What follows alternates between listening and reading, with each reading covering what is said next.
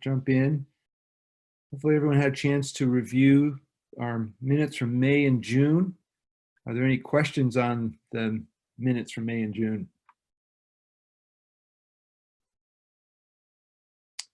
If there aren't any questions, is there a motion to approve the minutes from May and June? I'll move to approve. Thank you. And second? Second. Thank you, Mike. Then all in favor? Aye. Aye. Aye. Any opposed? Okay, thank you. Next, Patty's going to present a letter that's been drafted to the Landmarks Commission supporting the South Parks Block plan. Thank you. Unfortunately, I'm without video this morning, but the letter, which I hope you all saw, was sent out following the revised agenda. Basically, what it does is it acknowledges the plan that has been prepared by Parks and Recreation staff, recognizes that it includes the green loop. It also takes care of succession planting for the mature trees in the South Park blocks that are nearing the end of their life. There has been an objection by the Downtown Neighborhood Association that the place will be overwhelmed with bicycles because, of course, there are bike routes included in the green loop. Having looked at it with staff, we're of the opinion that that's not the case at all. Of course, Broadway remains a fully functional bike route, and that is the preferred way for people who want to go hastily to their destinations. The purpose of the green loop, of course, is primarily recreational walking and bicycling, but at a comfortable pace. So that's really what this is about. So what we have, the Design and Historic Landmarks Commission meets this afternoon to consider the plan, and what we have proposed is a letter of support, which talks about the function of the plan and the ways in which it conducts itself, its historical context. I think something that distinguishes this place and other places is that by its very nature, the South Park blocks have evolved over time. They function variously as a fire break, as a park, as festival grounds, as annexed open space to the housing that used to stand there. It's changed over time, and this is just one more evolution in its life. And so we contest the idea that it should forever remain the same, because it never has been the same. So in conclusion, we endorse the plan as it stands and offer the commissioners our support. Thank you, Patty.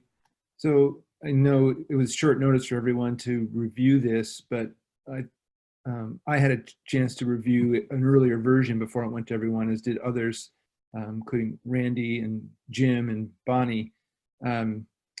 So are there any questions about the purpose of this letter or any of the background that we can clarify? Because we're going to ask for support to share this with the Landmarks Commission later today. It'll go out with Bonnie and my signature on it.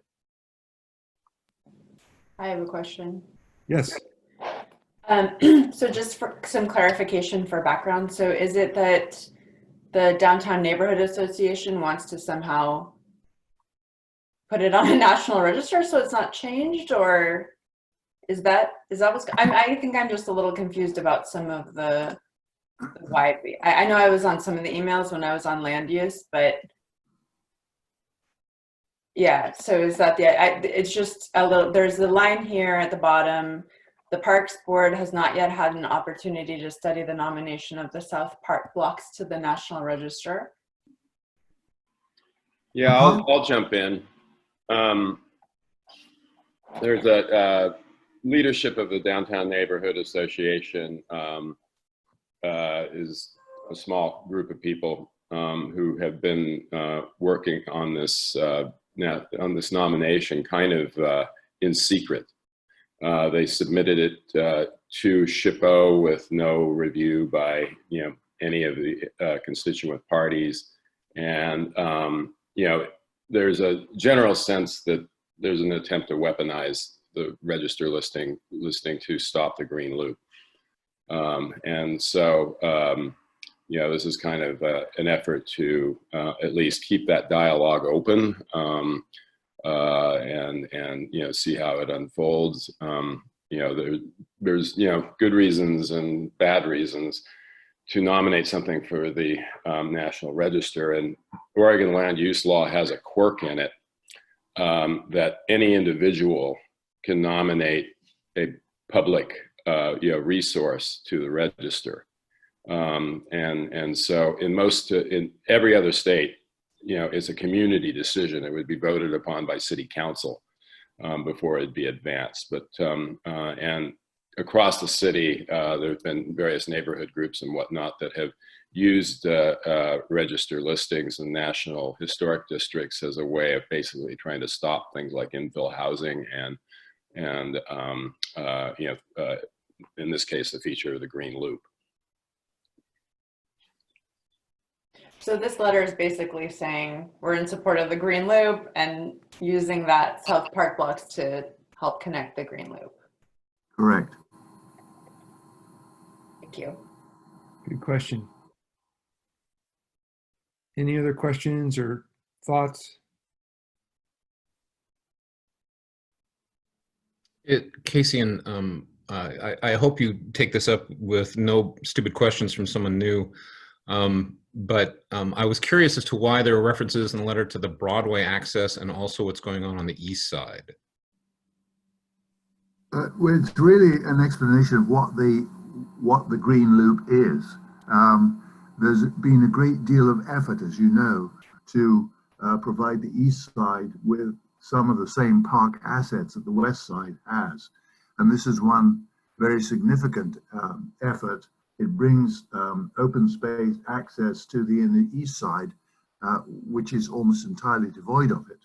And so it's the point of the green loop is that it's something that does the whole community good, and it's really to underline the broad intention of the project. It's not just a local issue. So that was a good question, Casey, because it gives some of the context for why this part of the green loop is important. Other questions or comments? Can someone quickly remind me if during the project planning there was, some focus groups or some reach out to the community? I'm just thinking about this neighborhood group too and adding emphasis to the importance of this project. It'd probably be helpful to have other community members have some say or some sign off or something like that. Mm-hmm. Yeah, I could talk about that if you want. I was on the CAC for it. Thanks, Yeah, and there was a lot of representation on the CAC from various groups, some affiliated with PSU, with the Native American Center at PSU. It was a pretty wide group. There's also a Friends of the South Park Blocks group that's very active, and it was a really robust process. And I think, and there were, I forget how many, and PPR can fill in the gaps here. There were numerous outreach programs in the parks to gather input, and a pretty robust online outreach effort. So I think that other community voices were heard, and the CAC was pretty unanimous in supporting the addition of the green loop there. Thanks, Randy.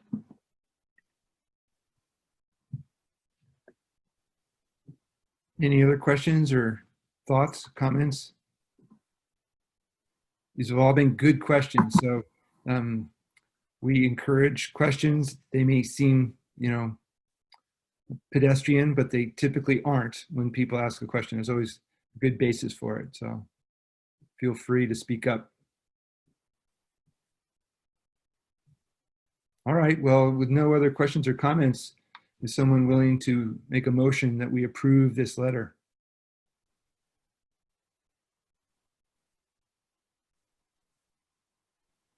I will make such a motion. This is Paddy. I move that we accept the letter as presented this morning and send it to the commissioners as it stands. Thank you, I'll second Patty. that.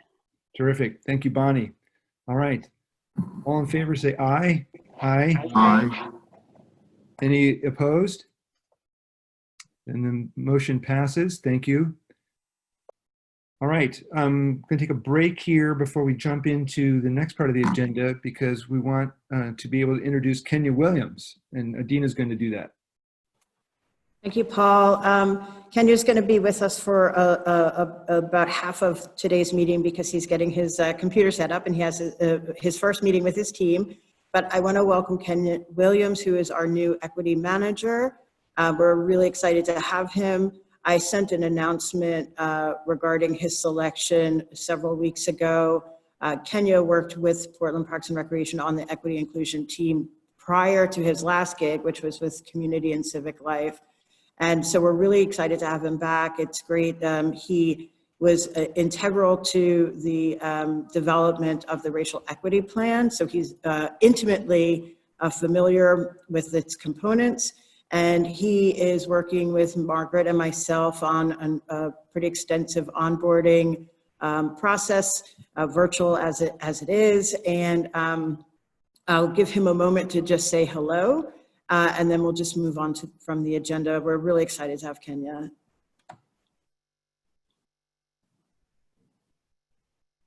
Hi, all. Thank you. Look forward to attending more of these and working with all of you. Please let me know if you have any questions related to the Bureau's equity efforts. Thank you for having me. Good to have you, Kenya. Welcome. All right. So now we're catching up with part of our agenda from our retreat, which we didn't get to, and that's going to be our priorities breakout and talking about some of the financial matters for the board. And we're going to debrief a letter that we presented to the work session for City Council last November in 2019, and also present our Budget Advisory Committee, BAC, letter that we drafted this spring. So Brooke is going to send us to our rooms. We have facilitators who this time got just a little bit more notice than they got last time. And so we will see you on the other side of this, starting at 8:35.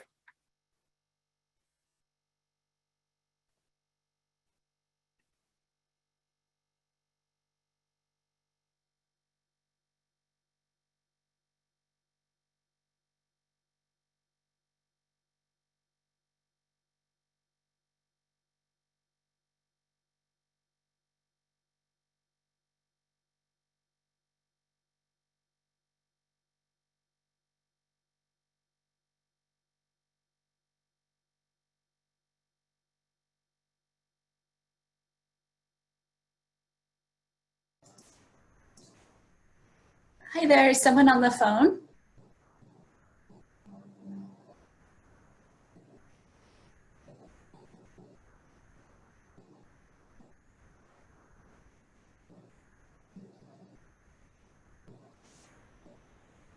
Hi there, I wasn't able to hear you. I think you were muted. Hi, is this Brooke? This is Brooke, yes. Hi, it's Tanya. Oh, Tanya, okay. Do you want to go into a room? I'm okay. Okay. I'm okay not to. Okay. Thank you. You're welcome.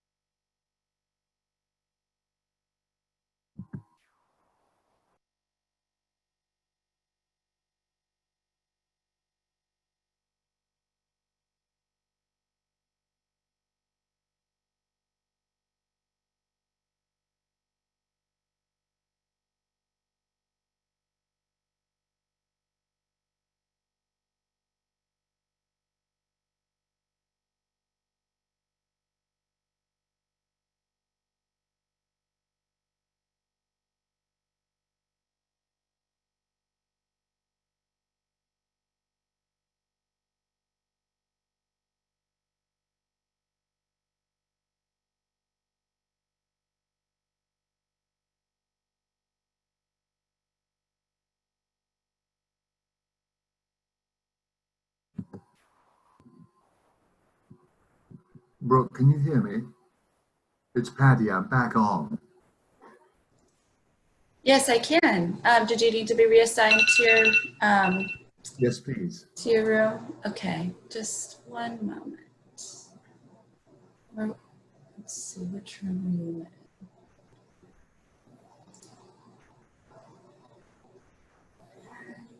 in? Is in Gabriel Park. Park Lane.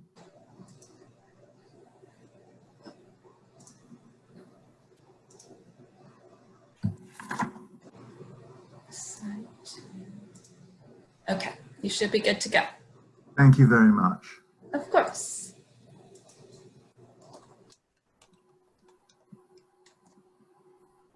Oh, is that the right one, Brooke? I think I'm supposed to be in Park Lane, aren't I? Oh, Park Lane? I can Yeah. see if I can reassign you to Park Lane. Okay, there you go. Thank you. Yeah.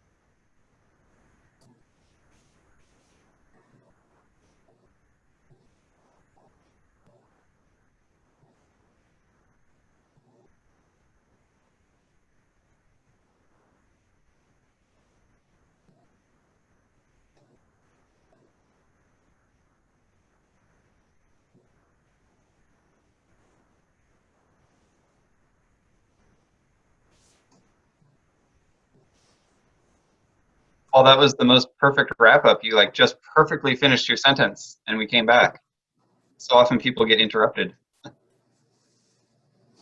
Yeah, Ian was touching on some really good stuff and we jumped back in here. So I might have to ask you about that soon. Okay. I just got lucky today. Let's just put it that way. So Ian, let's hear about the really good stuff that Ian was saying. That's just a perfect segue, Tamara. Sorry to put you on the spot, Ian. You can. Wow, it's like that. I'm so glad I'm presentable and I comb my hair today. I was just talking about the idea that this outreach that's even continuing during the pandemic. And in my travels around town, I go by a lot of parks and go through a lot of parks and see a lot of parks. And I still see signs about remind people that parks are a place for everybody and a place to go even during this time of pandemic. I was about to blather on a little bit about the story that I hear, the recurring theme that I hear about people who have been quarantining still go to parks. Kids go to parks. I was talking to a work colleague yesterday who literally have not let their kids see anybody, have not let their kids contact anybody, physically contact, even physically distance contact, but they still go to parks. They still go to parks every day. And while when I go by parks and I see signs about the free and reduced lunch still being a place to gather and still get that I think that this outreach is ongoing, and it's a reminder of how vital parks are, even in it's sort of a constant, I guess was where I was going to go. And I dominated the last 63 seconds of that, but I'm not going to try and recap what else we were talking about, but I think we touched on some good things about further outreach and figuring out demographics and user groups and things like that, and how we can expand and remind people the value and importance of parks. Thank you. Great, Ian. Thank you. How about one of the other groups?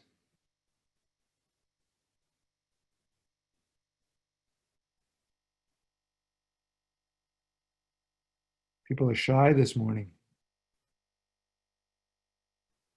I haven't had my second cup of coffee yet, so I'll try. So I was in the Forest Park group led by Mike with excellent support from Todd, Lauren, and Jamie. We talked about money and priorities regarding money, and Mike took us back to November, where the focus was on trying to deal both with deferred maintenance as well as operational sustainability. And then again, discussing how reliant the programs are on operating revenues.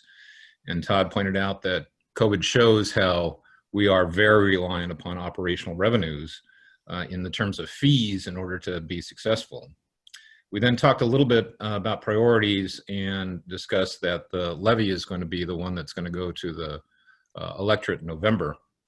And apparently Todd is going to present how board members can help support the levy internally and externally later today, this morning. And we mentioned about other alternatives such as special districts, and those apparently will be looked more and other taxing revenues.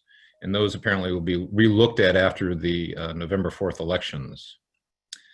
And although the levy is a resilient response to support operating revenues, it does not address at all the backlog of maintenance that the parks has. And they still need the ability to figure out how to fix past maintenance problems and continuing maintenance problems because of COVID.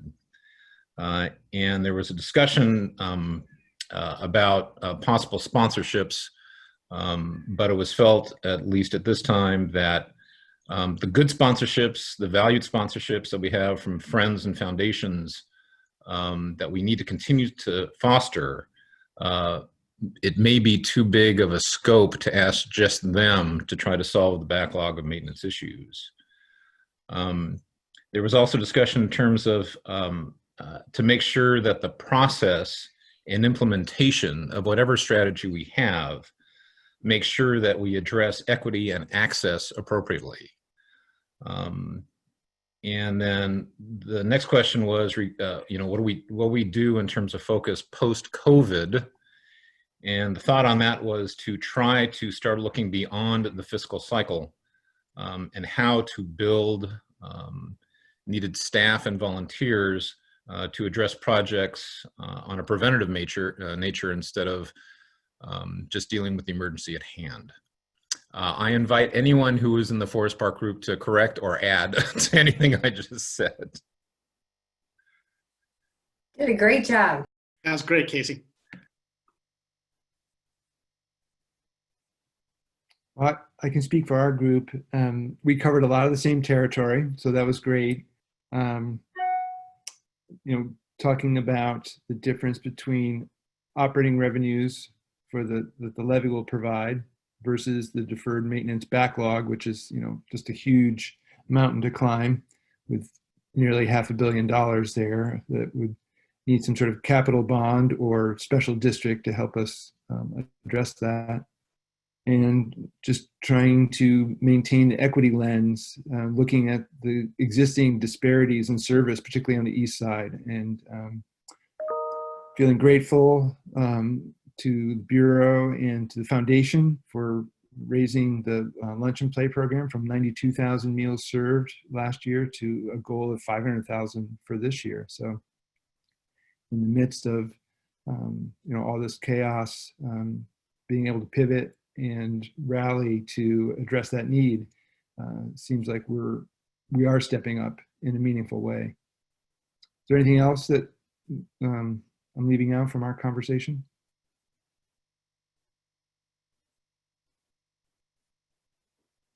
All right, and our last group.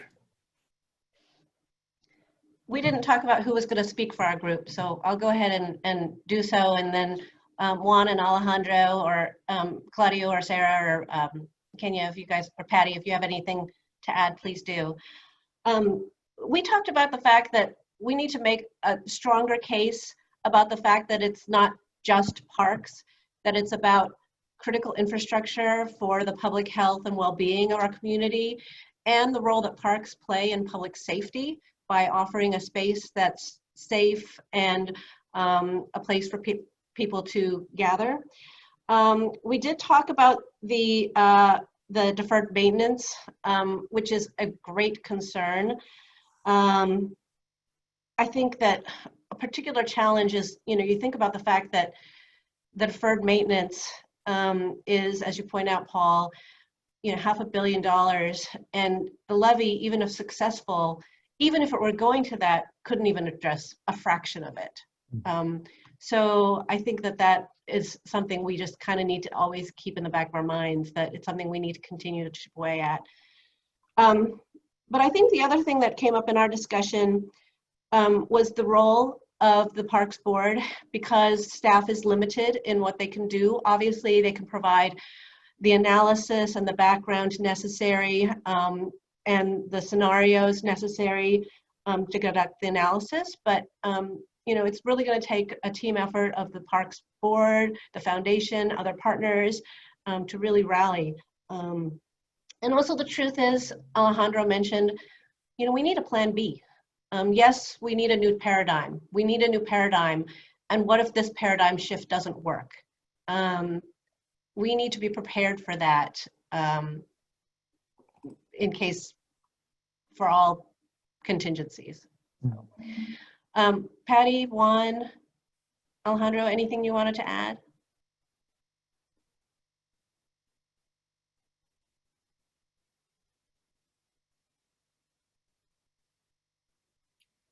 All right, well, good. Thank you for that update. It seems like we are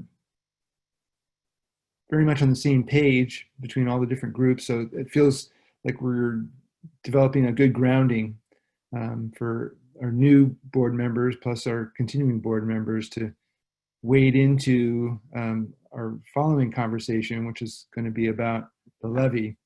But before we get to that, is there anything else we want to discuss while we're on this topic before we get to our working group reports? Yeah, Paul, I just wanted to add a little bit to what Ian was saying, because there's, he definitely boiled it down greatly, but I think that there's some other points that some of the folks in our group touched on. We mostly were trying to look at where interests were in our group, and just where the board could go was our main topic that we discussed in our small group. And there was just a lot about community engagement and how to be more intentional about that, and some questions around how the board and Portland Parks too have gone around community engagement in the past, and being a little bit more reflective on that, and also thinking about how to be intentional about how we're engaging with the community, what types of information we're trying to gather, different things like that. There was an interest in getting more into policy and looking at houselessness, and just the intentionality around community engagement came up a lot. And I wanted to just touch on, not to get too deep into this, but I just want to, in broad strokes, say that there's been some really frightening things going on in Portland Parks and related to Portland Park staff in regards to race. And I'm a little disheartened by the lack of conversation around that and where to go and how to support people on the board and how to support Portland Park staff. And, you know, Pune touched on being more engaged with the BLM movement. And I think our letter that we crafted was great, but I think that there's more to be done there. And I'm sorry, my voice is getting a little shaky. It's hard to talk about this stuff and hard to think about this stuff. And so I'll just say that I know that parks infrastructure is really important, but I'll say that there's some stuff going on, and I wish that we were trying to navigate that a little bit more and support our people and support Portland Park staff. And so I was really excited by the amount of conversation around community engagement and how to look both inward and outward. Alejandra mentioned that for the community development working group, and I think that's really good. But yeah, I just want to emphasize that into all groups, and really, and not just ignore that this is happening or that this is how things are usually done and somebody will deal with it.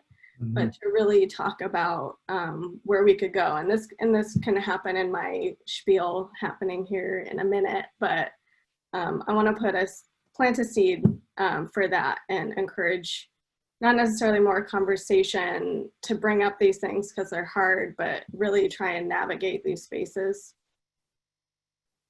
Thank you, Tamara. It's a really important seed that we want to water and nourish.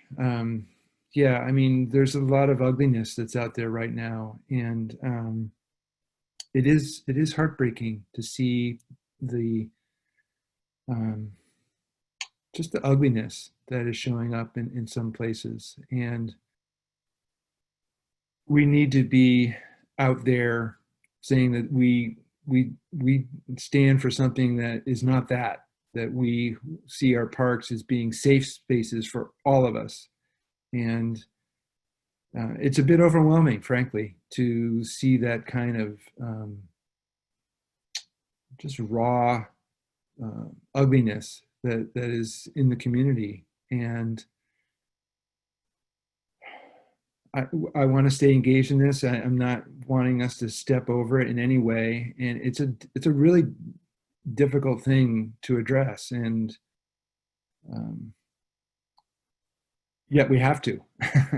So I think it's going to take a lot of, as you put it, intentionality to keep that as a focus for us. And yeah, there's a lot of things that are on our plate, and they're important. And this is also important, that people feel safe, that we are a community that is rallying for all of us, because the way we treat the most vulnerable people says a lot about who we are as a community. So I think I think I can speak for all of us on the board that we really want the vision that we have for Portland and for our parks to be the one that is very widely shared. And I don't know, I'll just leave it at that. I feel like I'm not adding a whole lot to it at this point. Anything else?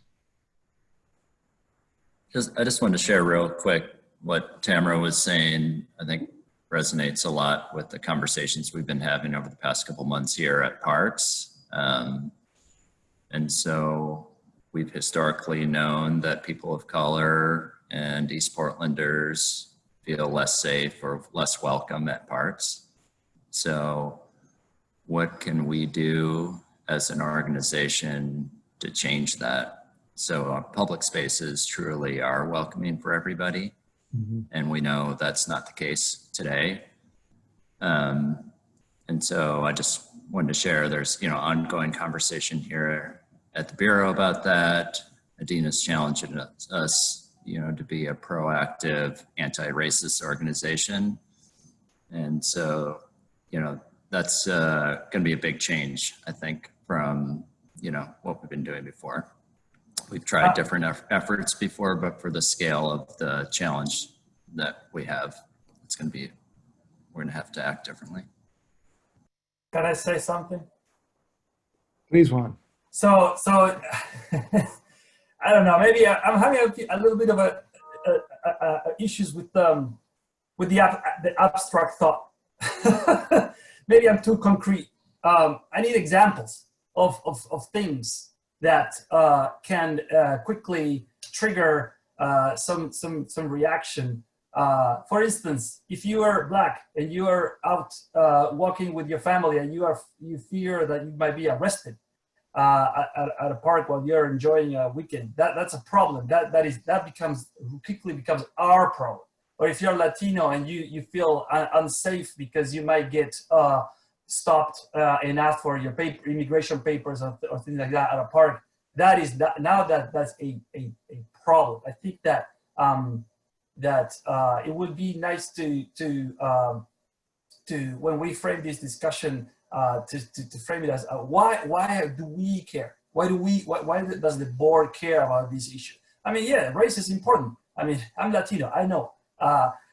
Race is important, but it shouldn't be an abstract, oh yeah, we should be more inclusive. Like, why does the board care about this? There are other people who are assigned to this problem. Why is it our problem? Well, it is our problem because A, B, C. So like I said, for instance, safety. I didn't even think of the issue when we were discussing about the rangers and their role in keeping people safe, etc. And I think that it would help me as a new member to, when we talk about these issues like inclusion, to have some concrete examples of why do you think we should care about this kind of stuff. I think that that's all I want to say. And when somebody when we're trying to convince folks to vote for something, it would be very important to make them understand that it is a problem that they should care about, rather than some yeah, we should be better, we should be more inclusive. What does that mean? I don't know if I'm being clear here. You are. Yeah. So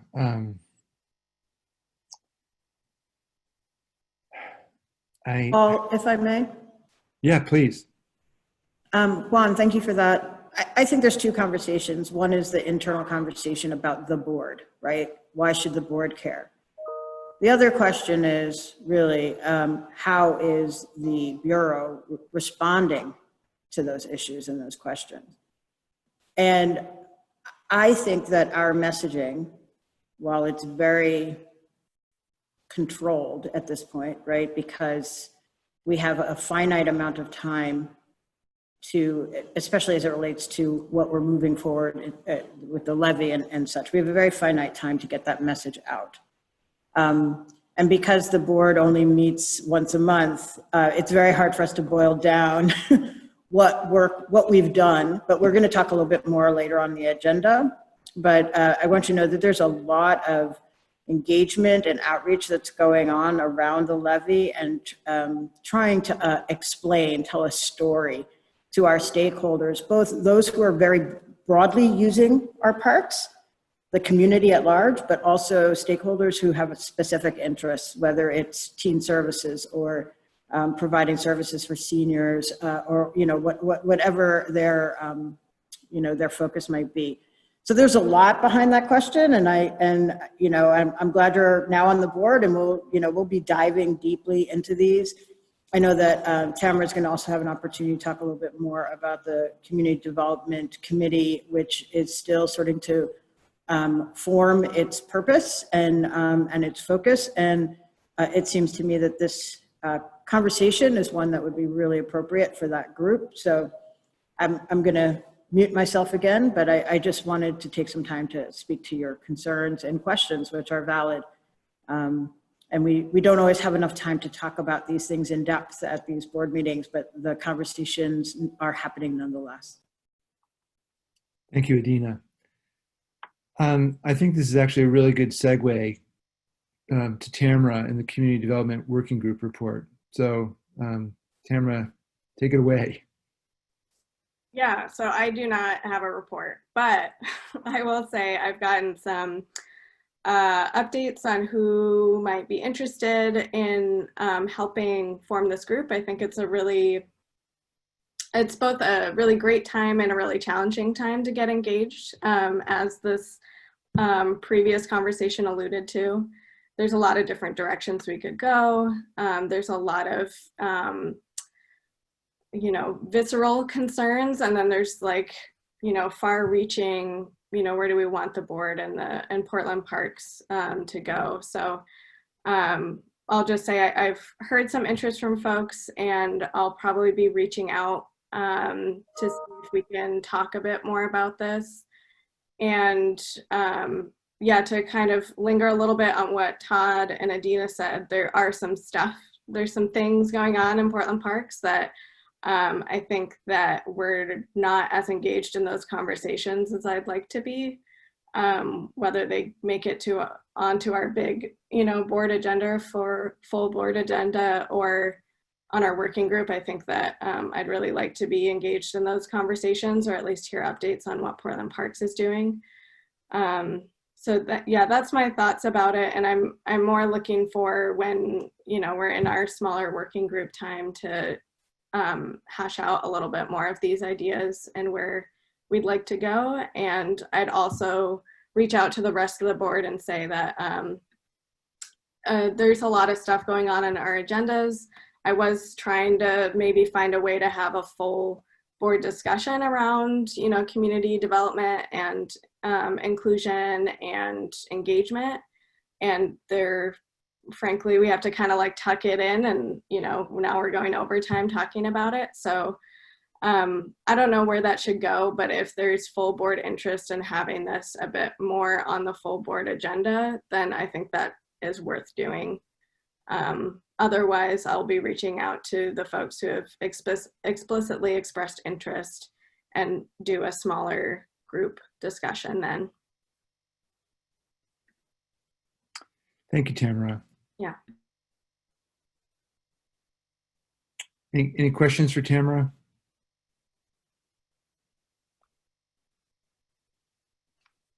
Tamara, you've made references to stuff happening in parks. If you could just give 2 concrete examples, just so we kind of have a sense of, exactly what you're wanting to address there. Yeah.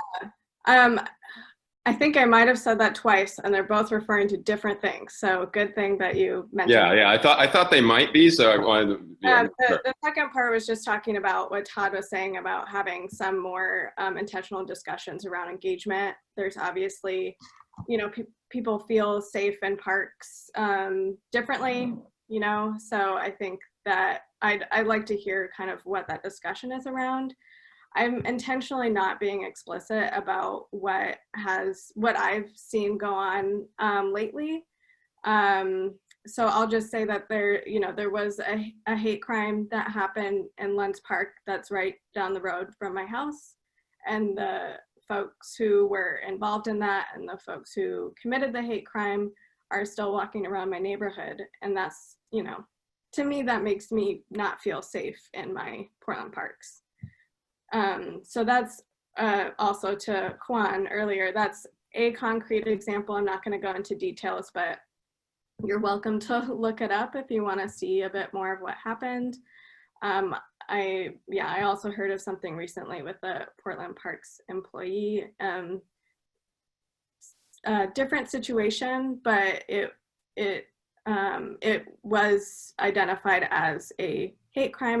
There was racial tensions there, and I think I'd just like to hear how Portland Parks is responding and what steps are going to happen now as we're trying to encourage people to be in parks during this pandemic. What do you do if you don't feel safe, not only because of COVID, but because, you know, you don't know what's going to happen. And I'll say that in my neighborhood in particular, because it's fairly diverse, racial tensions are pretty high.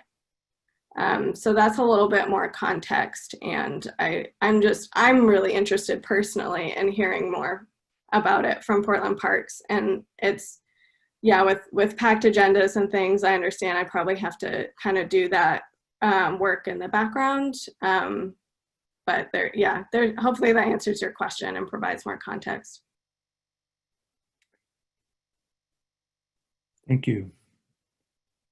And Tamara, I think we've been in conversation about this, and I'm really hoping that the work can start in the working group and then we can come back to the board that way. So I think, you know, we're getting more alignment on that. So hopefully, you know, we'll have this topic in front of the full board sooner than later, and more than just a working group report. So I look forward to working with you in the working group on that. Let's move to Mike and the financial sustainability or financial stability working group report. Sure. So the working group met on July 2nd, and our primary topics were the new fiscal year budget and also sustainable future updates. Most of the sustainable future conversation revolved around the operating levy, which I think Sarah and Todd are going to be discussing later. So I'll skip over that and just talk a little bit about the budget. As we talked about in May, that largely as a result of COVID-19, the mayor's proposed budget shows a drop in general fund revenue of about $75 million. Parks' share of that is about $4.1 million. After some citywide cost savings measures, Parks is left with about $1.5 million of one-time reductions that need to be made as part of the fall bump. For the new board members, you're going to hear the term bump thrown around a lot. That stands for budget monitoring process. Now, in addition to the $1.5 million reduction from the mayor's directive, Parks is also expecting what's hopefully going to be a one-time permitting revenue loss of about another $1.2 million. So that's lost revenue from wedding permits for weddings, special events, things like that. So in total, there's really about $2.7 million in one-time offsets that need to be made to the budget. And Parks is looking at doing that with three components. $1 million of that is going to come from one-time major maintenance holdbacks through basically deferring some major maintenance. So that's $1 million out of about a $3.8 million major maintenance budget that's going to not be done in the coming fiscal year. About $1.3 million is going to come from vacancy savings, so not filling some open positions. And those positions are already open, so we should start seeing immediate savings from that. And then finally, the remainder is made up, on the good side, there's been about $470,000 in non-park use permits, one-time revenue that Parks hadn't budgeted for. This comes primarily from, as I understand it, large other governmental projects where they have to use Parks property, and they pay for some permitting expenses for that. So that's some unexpected revenue that's going to help close that gap. So that's all one-time savings that need to be made. Parks also has to identify about $420,000 in ongoing reductions, and those reductions are going to be spread across different divisions. Now, all that reflects impacts for reductions in the general fund. Parks also has a lot of programs that are funded either entirely or at least largely through the revenues that they generate. So from recreation fees, permits, and everything like that. And obviously a lot of those revenues have been impacted by COVID-19 as well. This is especially true in urban forestry, which is going to see a projected revenue loss of about $615,000. And even more dramatically in recreation services, which could have a gap up to $2 million. So that's some pretty significant droppage. The division managers are going to be tasked with basically balancing their budgets through spending, programming, and operational changes. But obviously they're going to be keeping equity at the centers while they're doing this and being mindful of communities in need. From a timing standpoint, it's pretty tight. This all needs to be done, as I understand it, by September 9th, and the division managers are working away and sharpening their pencils. So that's pretty much what I have. I don't know if anybody from staff has anything they want to add to that, if I left out anything significant. Hi, this is Todd. I just wanted to clarify, that was great, by the way, Mike. I think that was your first time you did that, so good, nice job. That was a lot of information. The one piece I just want to clarify is the recreation division budget. The $2 million figure that you referenced is the gap. So we have a cost structure currently in our recreation budget that if we didn't collect any revenues today for the rest of the year, we'd have a $2 million gap.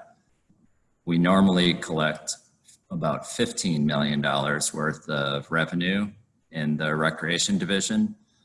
So that's, if you think about it, it's a $15 million service cut on the recreational budget alone if we don't collect fees this fiscal year. So that's obviously the worst case scenario. And as Mike said, we're working together as a team to try to make some projections both on what are the public health guidelines going to be that will allow us to operate over this fiscal year, what are the financial fiscal restraints we have, and then how do we continue to center equity in our work. So in balancing all three of those, we'll be coming back with some projections that the Budget Advisory Committee will be reviewing this summer.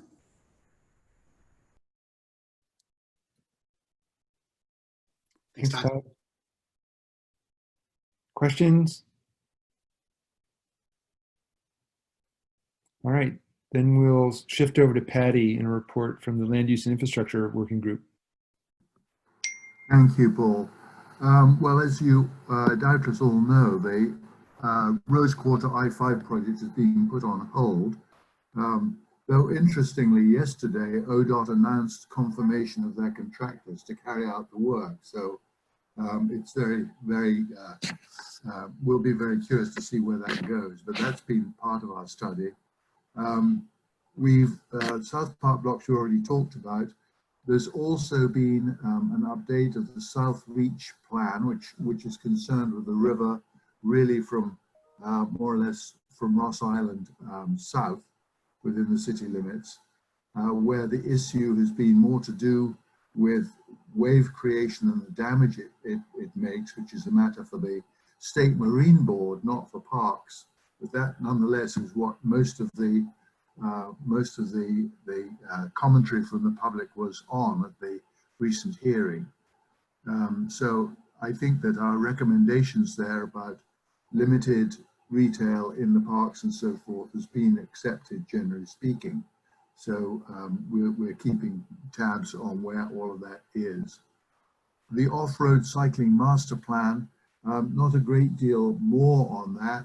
The situation with the bicycle lobby focusing on Forest Park has not changed, nor I believe has our position that we're in no position to start authorizing new biking parks in Forest Park until we know more about the assets there that need to be protected and how to do that.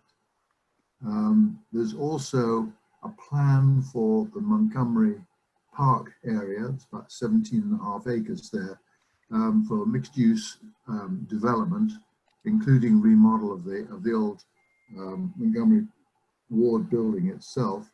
But interestingly, it includes a new entrance to Forest Park and a lodge.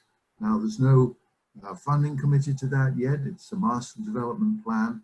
It may be 10 or 15 years before it appears, but it's very interesting that this is something we've been looking at for a long time, to have a proper and accessible entrance to Forest Park. And this may very well provide that. One of the aspects of it, which is very encouraging, is that the new streetcar expansion, which will go from the Hollywood district to the front yard of Montgomery Park, will terminate right there. So there will be a public transit access point to this proposed new entrance to Forest Park. Patty, yes. This is Lauren. I just want to clarify that there actually isn't any plans in parks right now to support that Forest Park entrance right now. We're just conversations with it. So I just want to clarify that for everyone. Yeah, thank you for that clarification. It's a brand new idea. It came out from the private sector. It's not been reviewed by anyone yet, but I mention it as a matter of interest to all of us, since access to Forest Park has been on the table for a long time. And that, I think, is the sum total of what we've been talking about. Anything you want to add, Bonnie or Paul? That was a good summary, Patty. Thank you. Thank you. I'm sorry, Patty. Just because I said on that meeting, I don't know if you want to give some mention to what was discussed regarding the I-5 Rose Quarter. Certainly. Well, it's simply that we've been discussing that, but of course it's all been put on hold, so that's why I didn't say very much more about it.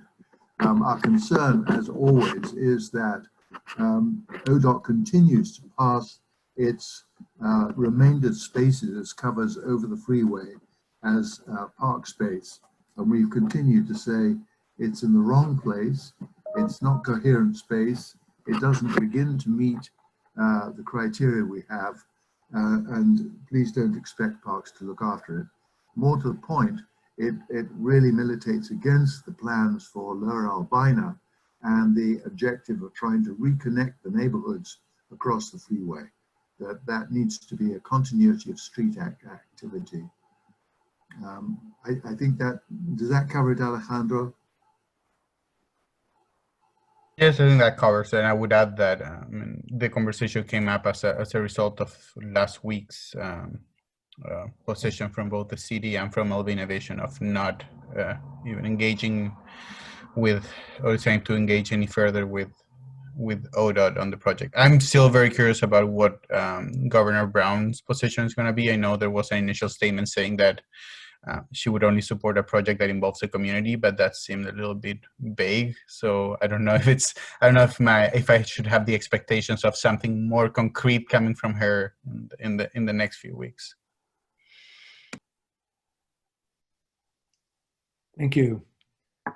I'm going to give a really quick overview of what we covered with the level of service working sort of subgroup from the land use and infrastructure. So we had a very good presentation on community centers from Robin Craig, and the Bureau is looking at where to locate future community centers and trying to provide access that is equitable through particularly the east side, and potentially adding 2 more community centers over time. So I don't know, Lauren, if there's anything that you want to add to that? Nope, not right now. Okay, thanks. And Bonnie. Yeah, so I just wanted to talk briefly about the Portland Parks and BES process improvement program. As you know, Brooke sent out with the first agenda, some materials that I received from the staff. At this point, so just to give a little bit of background for the new people, the late Commissioner Fish had sort of charged the parks and BES staff to look for ways to improve efficiencies and really provide service in a more sustainable way that better served all Portlanders better. And he was looking to the bureaus to look for efficiencies and ways to do that.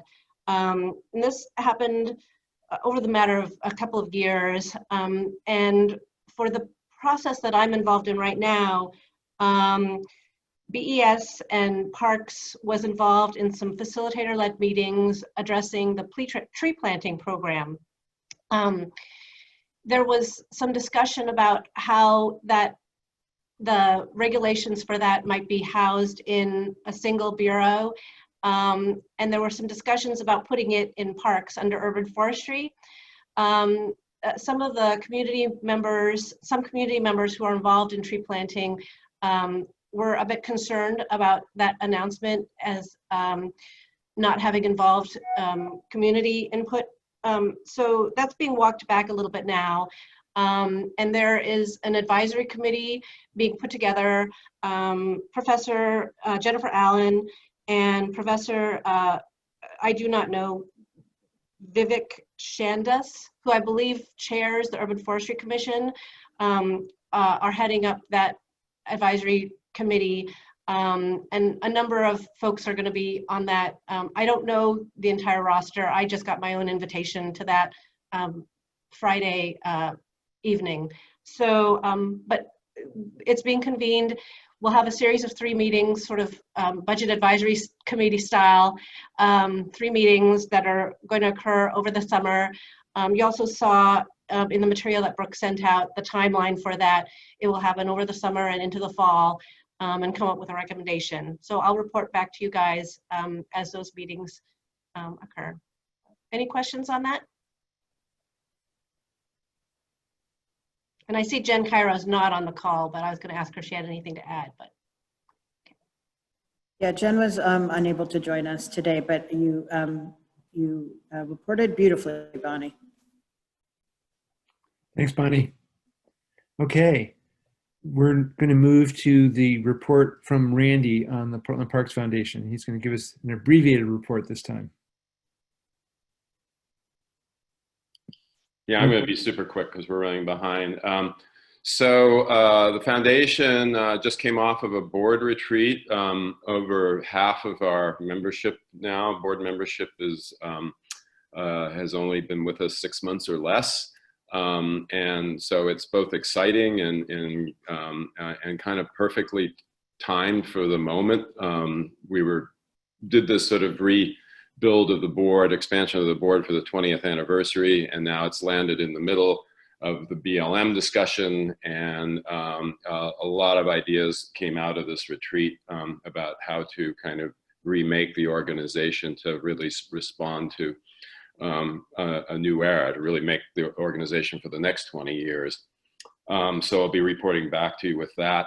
On a more concrete level, we've been working on a project to pull together a guide, a comprehensive guide to Portland's public gardens, ranging from the ones you know about, Japanese garden, Chinese garden, to ones you might not even know about that the McMenamins actually have that are amazing plant, native plant collections.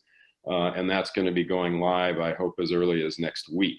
And then the other thing we're working on is a September Friends Summit, Friends and Allies Summit. And that will be the first one of those since 2016. The PPR used to conduct those, and now the foundation is going to be conducting them, and they're going to be both equal parts inspiration and technical training. And our goal is to try to mix friends and allies groups that are devoted to parks with frontline community groups, and to begin sort of manifesting a new generation of friends groups. And my colleague Jessica Green is working diligently on that. It'll be very exciting, and it will be nicely timed in September before the levy vote, so that we can also build some constituency to help pass the levy. So I think those are the big things I'm working on right now, and I'll be back with more details. Look for the announcement of our garden guide, and hopefully in the next newsletter on next week. Thank you, Randy. And I think keying off of that, our next topic of conversation is going to be on the levy and helping to build the constituency to pass that ballot measure, assuming the city council moves that forward. And we're going to have reports from Sarah and Todd, and then some board discussion afterwards. So take it away, Sarah.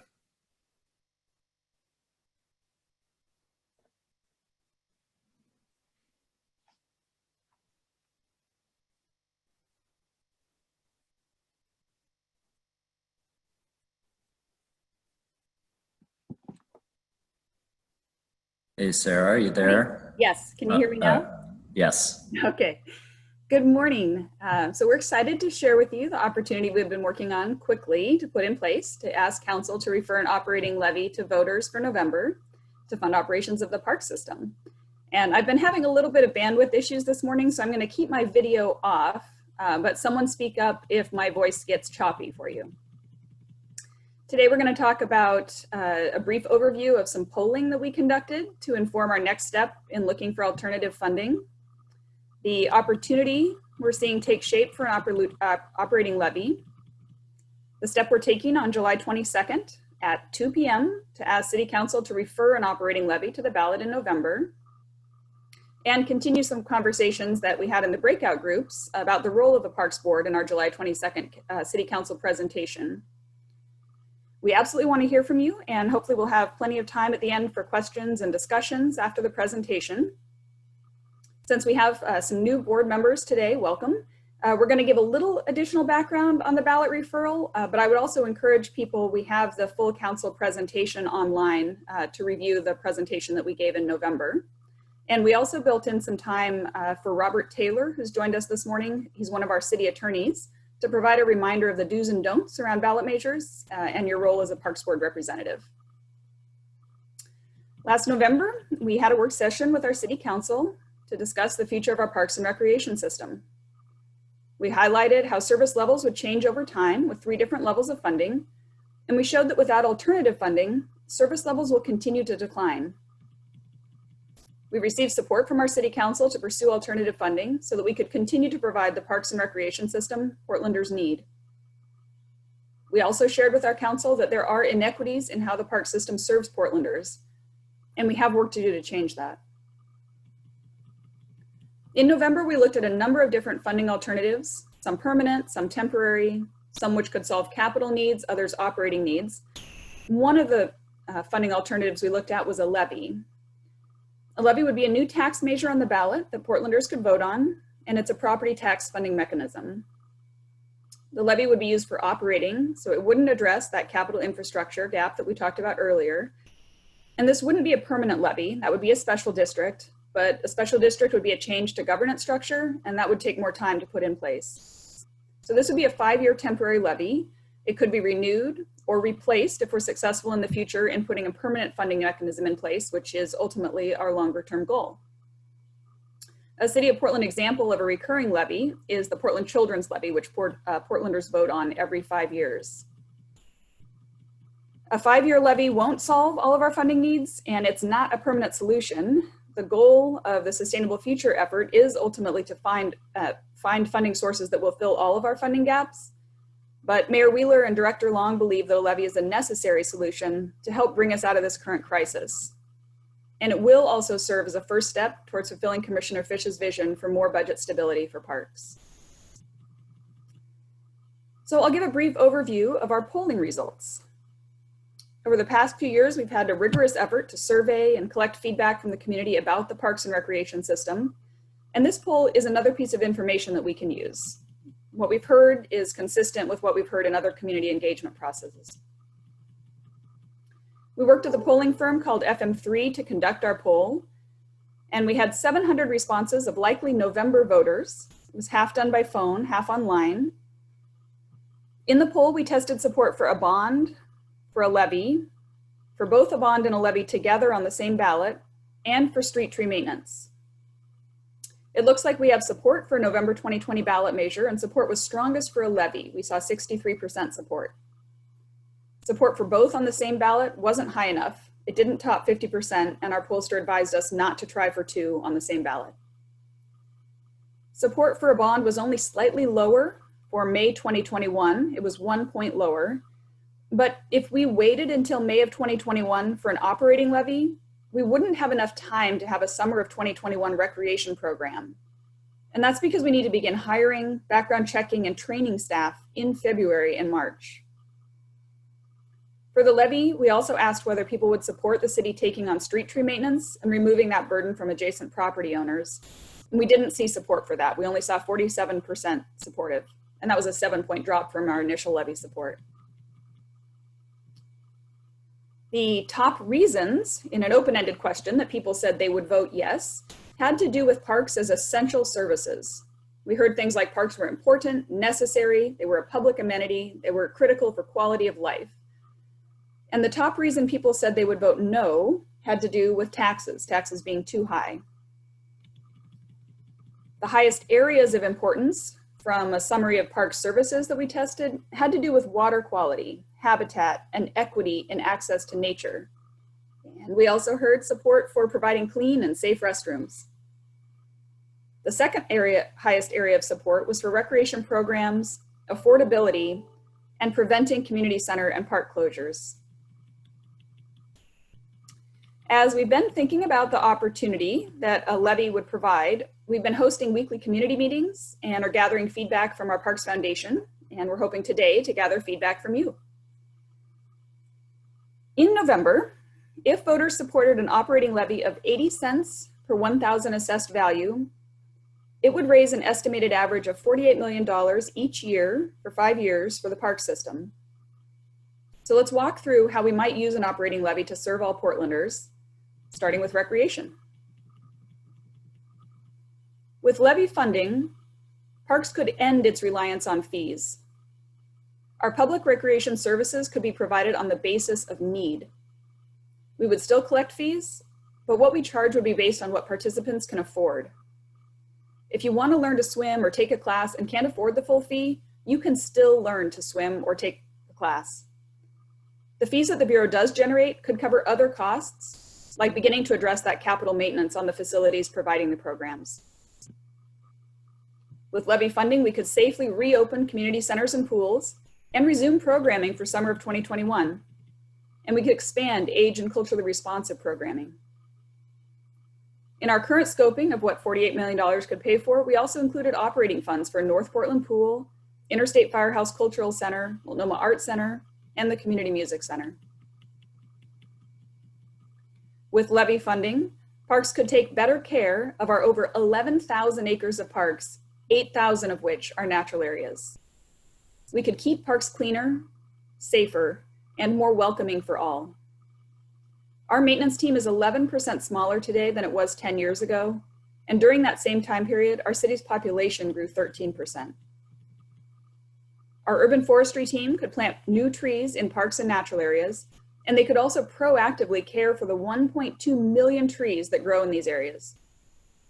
This important work ensures clean water, protects wildlife, and diminishes the impacts of climate change on our city.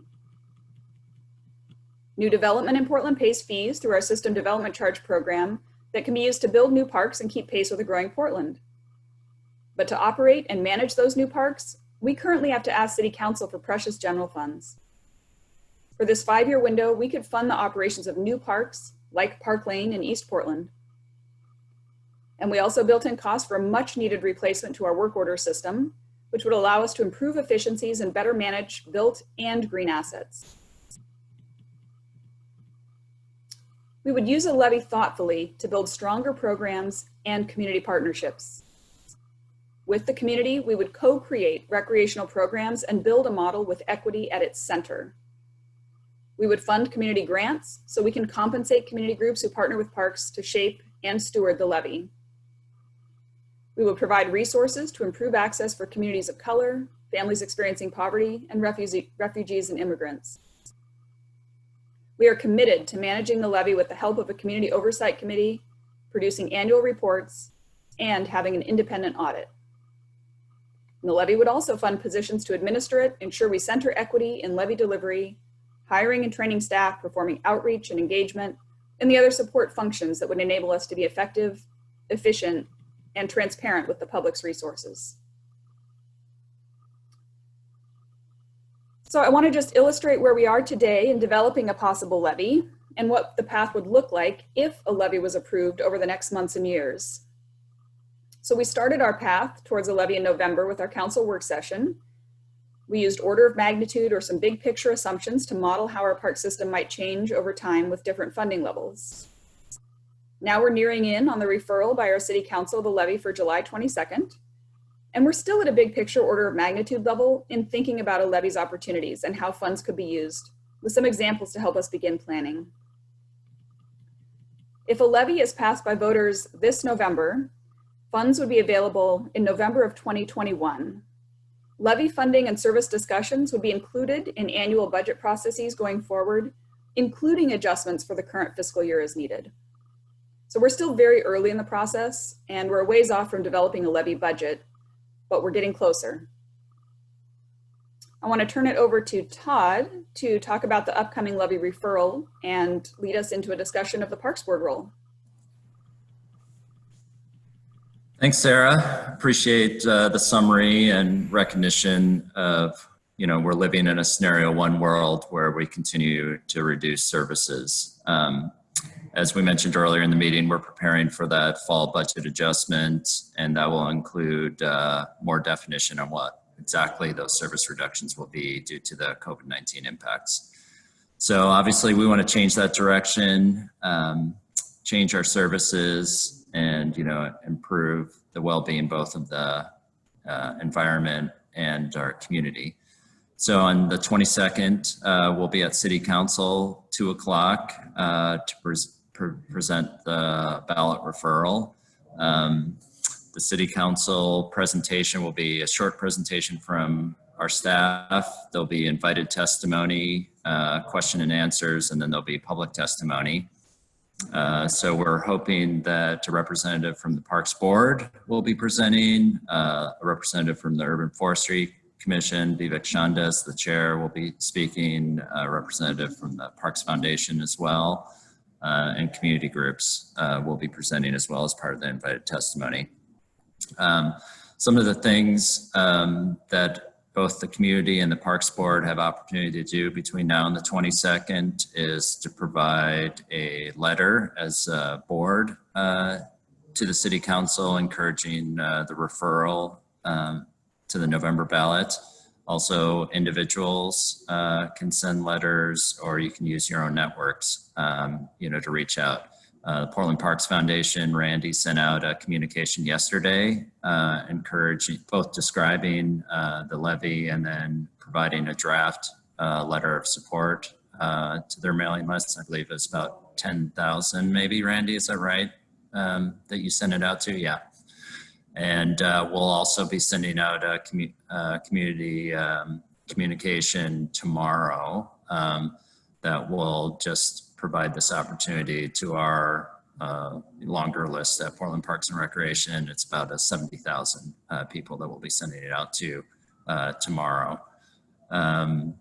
There's also a community survey that's been out, and I'll put that in the chat as we discuss, that people can share about both, answering questions about what they like about Portland Parks and Recreation services that we offer now, where they see rooms for improvement, and how the levy can play a part in that.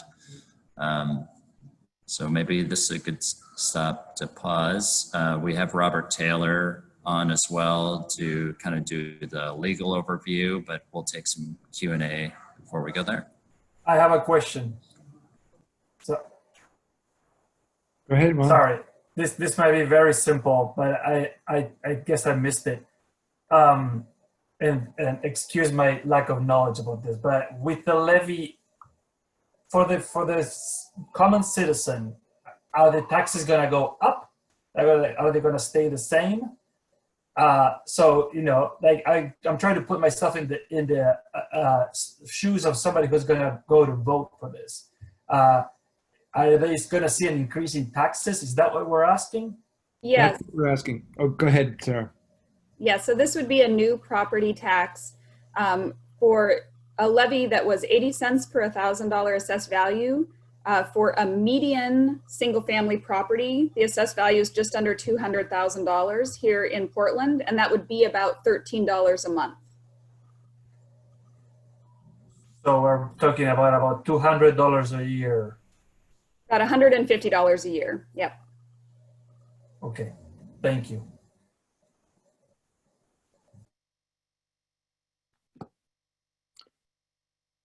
And I think it's important just to point out that that is for a house that's assessed at $200,000, and there's not a lot of $200,000 houses in Portland. So. Yeah, but the No, assessed values. there are. It's assessed value. Yeah, sorry, go ahead. No, I was just going to clarify, under Oregon's unique property tax laws, we're talking about assessed value, which, thanks to measures 5 and 50 in the 90s, is different than your market value. So yes, your market value of a $200,000 home is practically non-existent in Portland. Your assessed value is the median. Yeah, the median assessed value in Portland was $188,000 right now.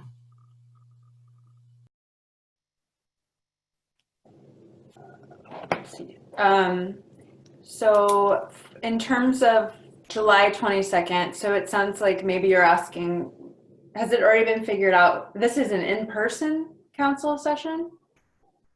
Oh, good. So it's all virtual. It'll start at 2:00.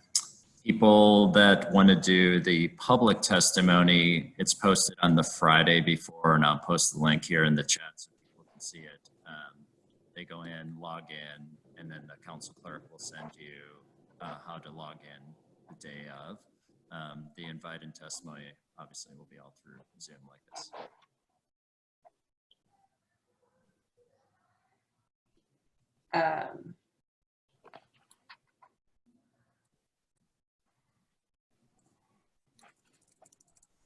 Okay, so we have Robert Taylor from the City Attorney's Office here, and he's going to give us an overview of what's in our domain as board members and what's our lane to stay in and what we should avoid in terms of our being advocates for this levy. And Robert, thank you for briefing us on this. Thanks, Paul. Good morning, everybody. I want to start by just highlighting a very important date for you all, because it really changes the rules. And for your purposes, I want you to focus on the date that council refers the levy to the ballot. Okay? Before that date, it's okay for you as members of the Parks Board to advocate to council that they should refer the levy. The council refers the levy with a resolution. It's an act of council, and you can advocate for council to do that. That's okay. Once council refers that levy to the voters, and that we expect that to happen on July 22nd, at that point, you are prohibited by state law from promoting or opposing the ballot measure in your official capacity. Okay? So that means when you are wearing your official Parks Board hat, you cannot advocate for the measure. You also cannot use city resources to promote the measure.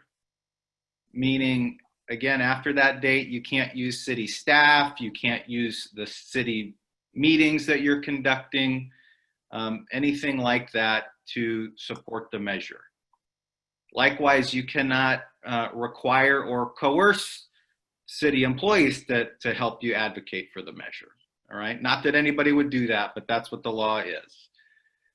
You are allowed in your private personal capacity to engage in political activities. So when you are when you take off your Parks Board hat and you are a private Portlander, you can engage in political activities. That is okay. But when you do that, you need to remember that you cannot use your official authority or influence while engaged in that political activity on your personal time. And for board members, you know, what that often means and what we recommend is that you don't use your title, right? And you make it very clear that you are acting in your private capacity, not in your official capacity. On that issue about the title, I just want to, I don't want to go on a detour here, but I do want to just note that under state law, you would likely be allowed to use your title when doing that type of advocacy in your personal time. However, we have stricter rules in the city of Portland that we would apply to city employees, and we would recommend that that be extended to board members too. So we always advise board members, when you're engaging in political activity on your personal time, please don't use your title. I think that's just cleaner. You can also express your personal political views. I like to think of this as the water cooler exception. You can kind of have those personal conversations about what you might be supporting or opposing, but that really needs to be limited. And those sort of water cooler conversations are okay to do if you're at work or in your official capacity, but they need to be very limited. And then the last one is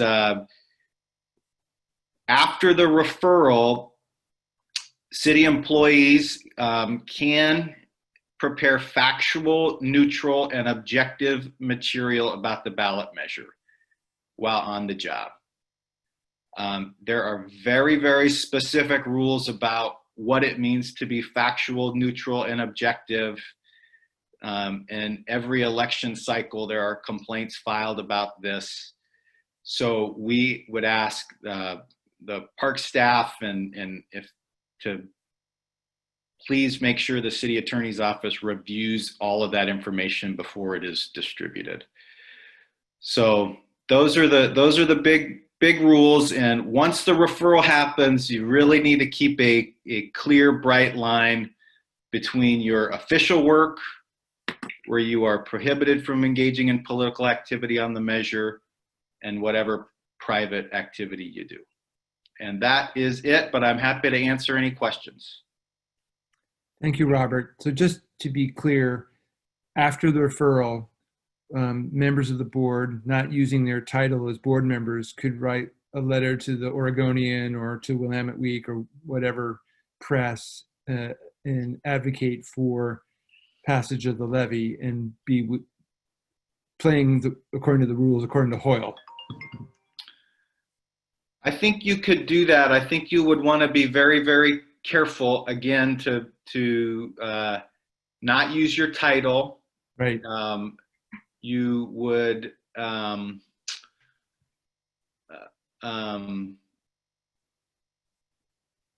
yeah, I think you just want to be very, very careful with that. But yes, you can do that.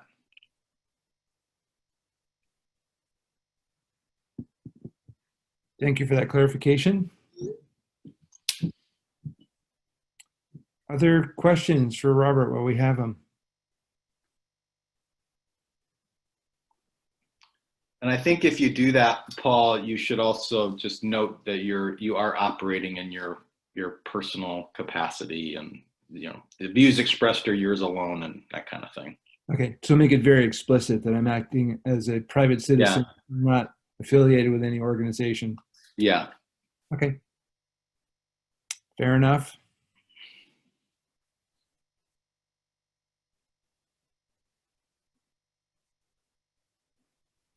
Any other thoughts or questions for Robert or for Sarah or for Todd for that matter? So I failed to mention in my report that the Parks Foundation is working pretty hard on this, within, our guidelines as a 501c3. But I have a templated letter that I can send you. I was trying to paste it into chat, but for some reason it won't let me. So I'm happy to send that out to the board or send it to you personally if you just send me an email. I'll just send it out to the full board. Sure. Thanks, Randy.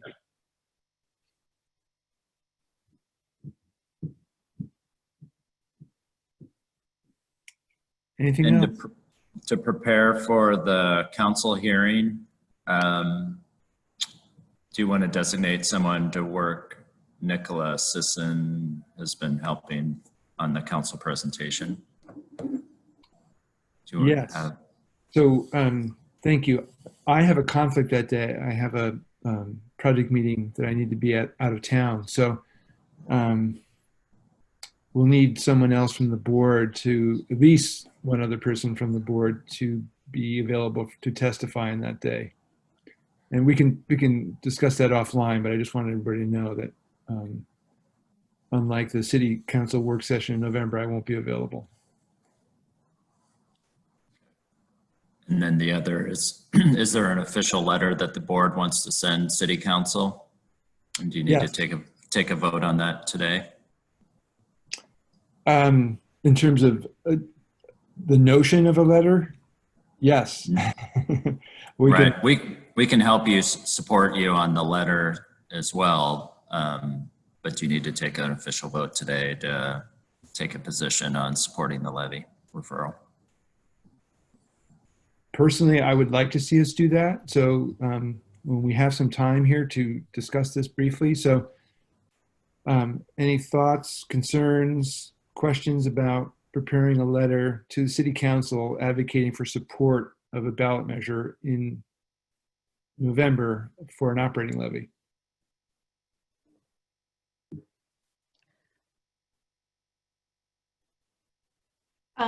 As a member of the Financial Sustainability Working Group, I support that notion, and I would suggest that, maybe if we can take a position on it, perhaps members of the Financial Sustainability Working Group, Mike, can help us to figure out who might wordsmith something which others can then approve. But I would 100% support the notion of supporting the ballot measure.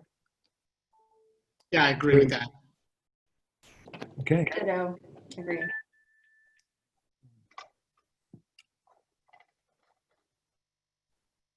Paul, do you need to make this an official vote? I believe that that's probably appropriate. Yeah, so I'd like to see a motion for the board to draft a letter that will come from the Financial Sustainability Working Group. I think it should come from the entire board.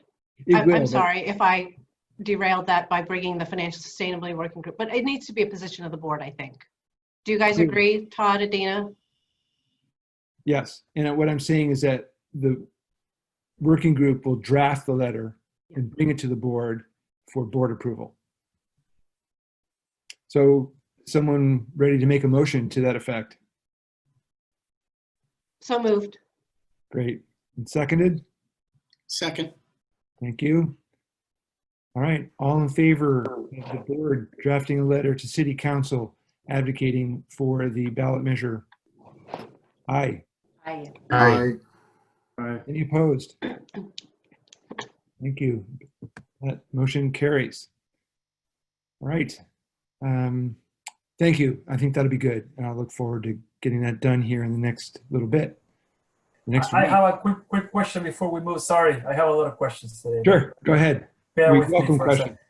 second. Do we know what other proposals are we going against this November? Like who else is asking for money? We do. So there's a metro transportation measure that's going to be on the ballot. And actually, Everett is probably the person who could best fill us in on this rather than me sort of stumbling through that. Sure, I can fill us in. Yes, Metro is considering a transportation levy. The latest that I have heard is that they're also considering still having it on the November ballot, but delaying the actual implementation of the collection for 6 months or a year, or a couple of years. So that's the latest I've heard with that. Multnomah County has already referred a bond for libraries to the ballot, so that will definitely be on the ballot. There's also a potential preschool, kind of universal preschool for all measure that people in the county are working on that may appear on the ballot. And I feel like I'm missing one more. School bond.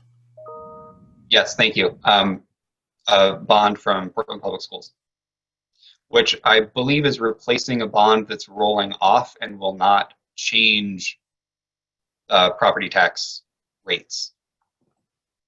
So they've got a bond that people have been paying down for several years, and this is just replacing that, so the rate will stay effectively the same.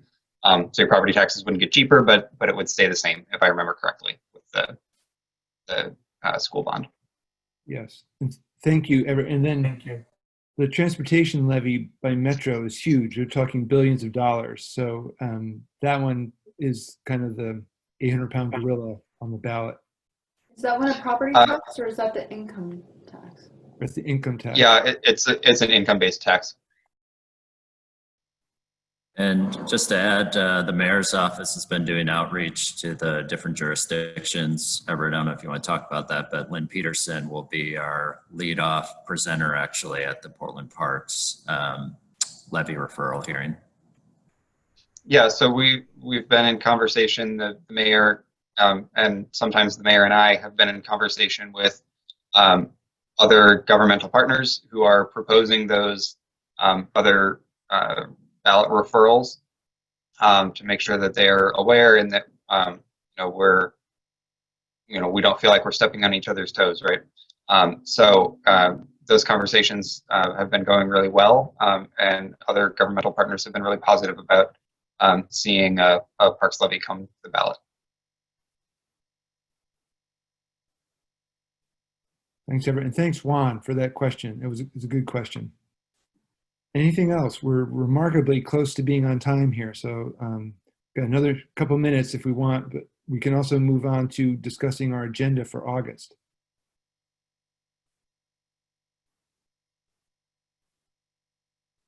Okay, well, so we want to encourage board members to bring ideas for agenda items to the board, and you're welcome to do that in this setting or to email me or Bonnie after the meeting if you have ideas. But the notion is to have a bit of a conversation, and I think based on our earlier conversation about these incidents of racism, in the parks and perception of safety by people of color in our parks, that could be an agenda item for next month. And I'd like to see that as part of, perhaps, if an initial working group could start fleshing out what some of the mission might be for this coming year for that working group, that would be wonderful. But I know, given the lack of focus in the last year, it might be a bit of a tall order, but at least a first step in getting that working group some momentum to carry into this year.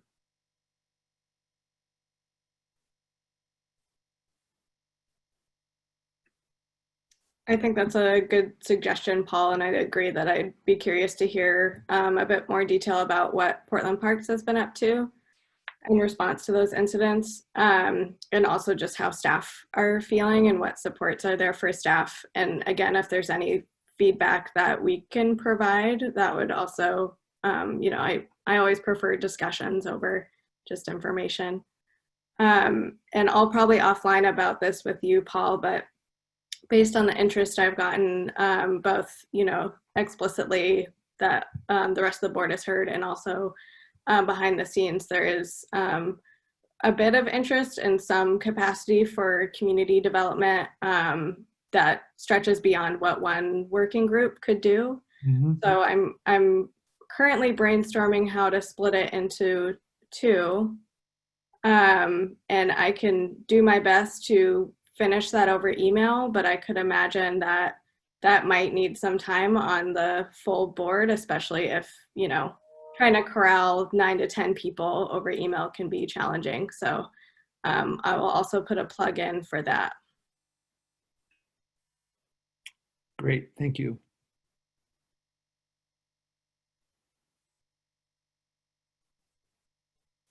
Any other thoughts or notions? And again, Paul, did you figure out the thing about whether there can be an excess of 5 board members on a working group? not definitively, but my understanding is that we cannot have a group that composes a quorum. So as a board of 15, we reach quorum level at 8. So as long as our working groups are 7 or less, although we do have some indications that we're supposed to keep them below 5, which I'm a little puzzled by. Perhaps Brooke, you can fill us in, but I think that was maybe a well-intentioned misunderstanding of the group size for working groups. So my understanding is as long as we're below 7 or below, we're fine. We don't need to claim it as a public meeting and then have opportunity for the public to attend and keep notes and all that we don't want to engage for the working groups. Yeah, that's correct. It should be what triggers a public meeting is if there's a quorum of voting members and the group is going to be making decisions for the board. So yeah, it's more just about information gathering and bringing that back to the board as well. The 5 comes from the document about the working groups. It says no working group shall have more than 5 board members on it. But anyway, if we're thinking about maybe adding another working group, it's a good time to maybe update that. I'm sure we could just as a board update that document. Thanks for the question, Erin, and thanks for the backup, Brooke. I appreciate that. Yeah, I think we did include clarity on the working groups in the revised bylaws that are still under review. Paul, this is Adina. I'll just add for our next meeting, we did discuss having the staff update the board on doing a progress report on the vision, strategic plan, and racial equity plan. That type of presentation will take quite a bit of time. So I'm just putting that out there since it sounds like, or it seems like we'll have some competing robust discussions. So we can discuss that offline, but I just wanted to put that out there. Okay. Yeah, thank you for that reminder, and we'll sort out. But I think following up on this conversation will be really good. And just to make explicit the concrete example that Juan was looking for, the other incident that I believe Tamara is referring to was an assault on a park ranger that occurred, and it was reported in the Oregonian and other places. And I don't know if Adina or Todd or anyone wants to say any more about that. Yeah, I can just make a quick comment. So one of our rangers was addressing an issue in the North Park blocks. The person used racial slurs against our park ranger, and then also had a box cutter that he was physically threatening.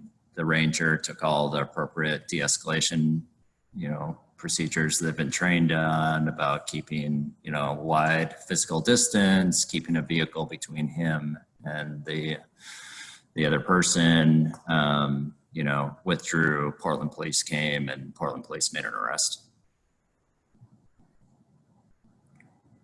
And then maybe we'll talk about this more, next session, but about what we do to then support our staff that go through trauma.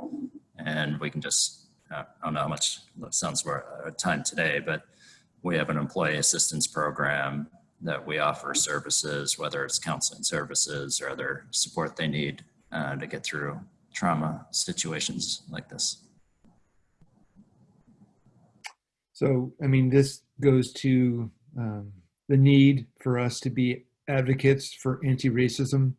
And that is going to be something that we're going to work on in this coming year. It's a bit of a downer to close our meeting on, but I am encouraged by the practices that Parks has in place to support staff, and I'm encouraged also by the enthusiasm on our board to revitalize the Community Development Working Group. And I think we'll make some progress, meaningful progress this coming year. So hopefully that's a bit of a counter to the ugliness of that incident. Anything else before we close? I really appreciate everyone's contributions today, and look forward to working out an agenda and our next meeting.